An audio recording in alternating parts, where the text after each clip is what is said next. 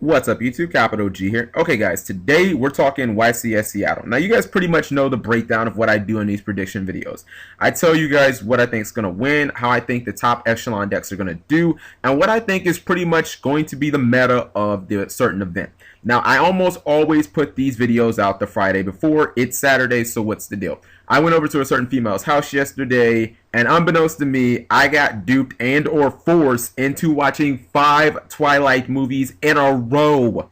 And after all of that, I was such in a daze, I couldn't even think about trying to post a coherent or, a logical, intellectual Yu-Gi-Oh video. So I just scrapped that entire idea and said, screw it, I'll just try to do it Saturday.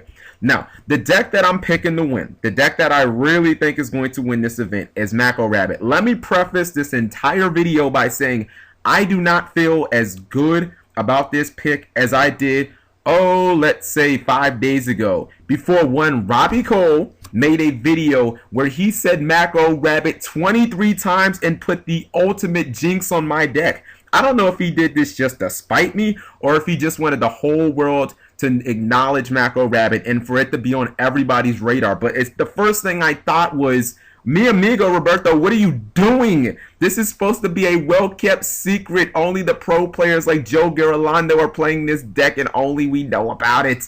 And I've been looking over the tournament results. Just top 8 a regional in Tennessee. Just got second place in a very large California regional.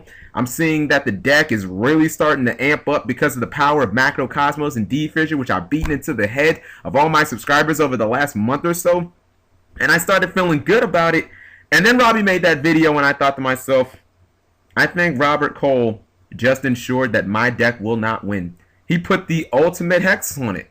But I am going down with the ship. For all the reasons that I've stated earlier, I think that the consistency that the deck has lost with the losing one rabbit, losing one Torgat, I think that that's going to be made up by the fact that right now I'm looking at the matchups and I'm liking them across the board. The only matchup that really concerns me is the hero matchup. Now, we all know that this is a West Coast event and California is known for what? Heroes being absolutely played despite any type of format.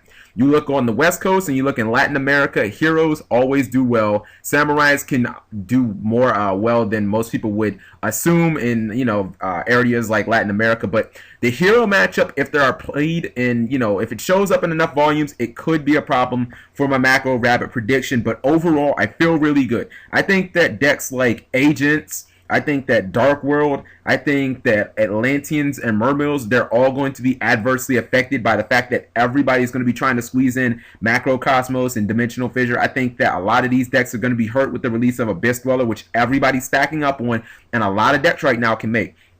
My sleeper pick is Windups. I think that they're off everybody's radar, but I look at the deck and I think, okay, so now they have a way to have Soul Drain in the main deck in a card like Abyss Dweller, which if they make with Shark is 2200 attack, which is pretty sizable. And a lot of people were saying, well, what if they have Abyss Yellow and they just summon? Yeah, but that means that you're dropping 3 cards out of your hand. You're basically blowing half of your entire hand just to get rid of one monster on my field, let alone if I have a D-Prison, a Bottomless, or a Solemn Warning. Oops, there goes your whole plan. Guess you just lose now, right?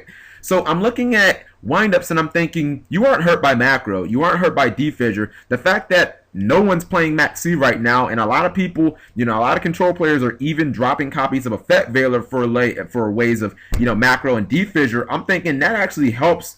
That actually helps the Windups. That helps their matchup because they don't have to worry about hand traps. And again, they can OTK and still put Abyss Dweller on board. So I think that Windups are probably my sleeper. I'm not going to put them to winning the event, but it would not shock me. I still think that Mako Rabbit is going to take this event.